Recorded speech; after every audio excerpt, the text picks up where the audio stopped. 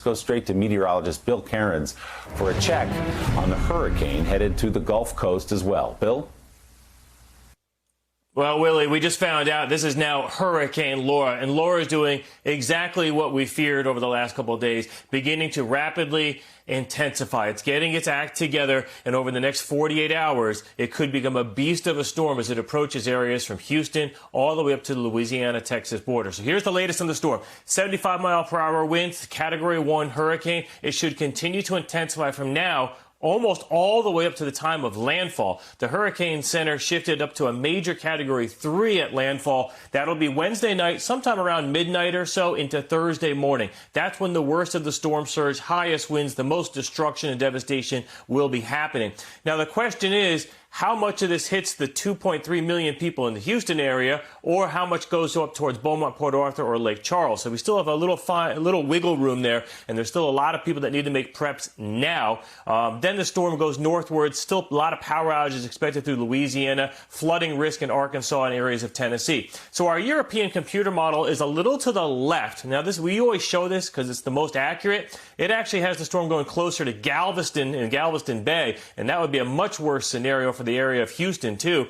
Galveston mayor just ordered mandatory evacuation for 51,000 people on Galveston Island. They're going to do the coastal areas first, and then we'll have to see how far inland they're going to ask people to evacuate. But don't evacuate until you get your orders from your emergency manager. We don't want to have people stranded on the highways with huge traffic jams like we did with Hurricane Ike. And this is the scary part, the storm surge forecast.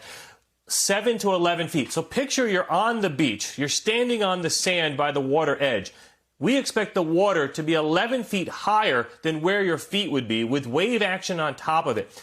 That is the scary part in the Gulf storms when you get the storm surge. I mean, this is, Rita, we had in the same area, 15-foot storm surge, multi-billion-dollar disaster.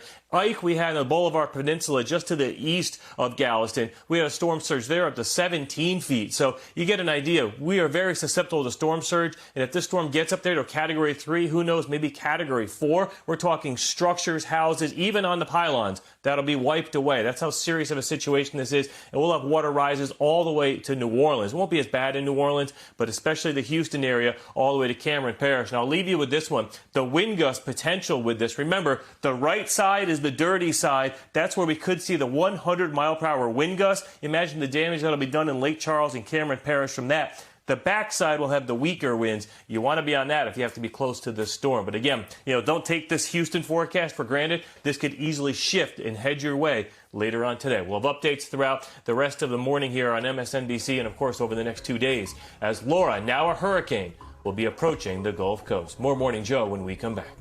Thanks for checking out MSNBC on YouTube, and make sure you subscribe to stay up to date on the day's biggest stories. And you can click on any of the videos around us to watch more from Morning Joe and MSNBC. Thanks so much for watching.